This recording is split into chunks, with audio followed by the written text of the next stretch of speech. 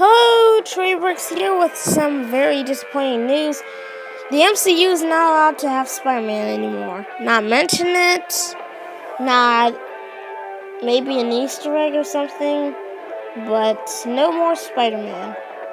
So Sony gets most of the money for the MCU Spider-Man films, and because Spider-Man Far From Home was one of the biggest movies this year,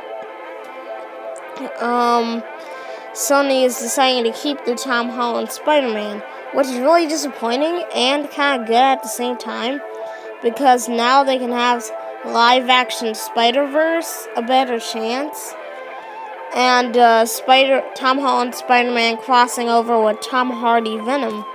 However, what Sony can't do alone is continue the story after Far From Home.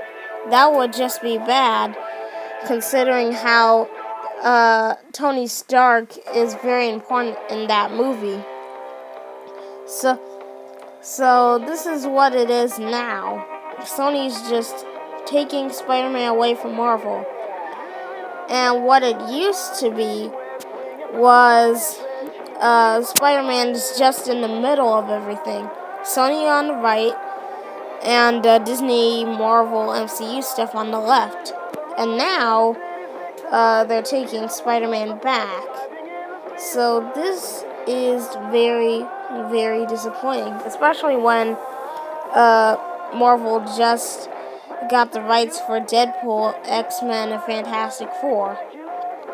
So that is a big, big shame.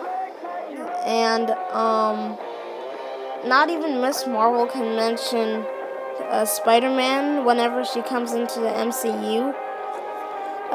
Even though she's a really big superhero fan in the comics, but it's just not the same.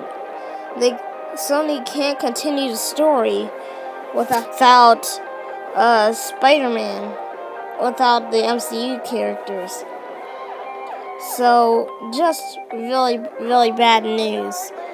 Marvel really needs to do what they did with Fox and try to get all the rights back into the MCU. However, that would cost so much money that I can see them not doing that. However, I don't see Sony trying to make another deal with Marvel again. So, this is just really, really disappointing, as Spider-Man is my favorite superhero. So if this never happens, Spider-Man never comes back, my mind will just be blown forever. And it's all Sony's fault. And I really think Marvel should do what they did with Fox, like I said earlier, and just make a live-action Spider-Verse of their own in the MCU. And a live-action Tom Hardy Venom, maybe.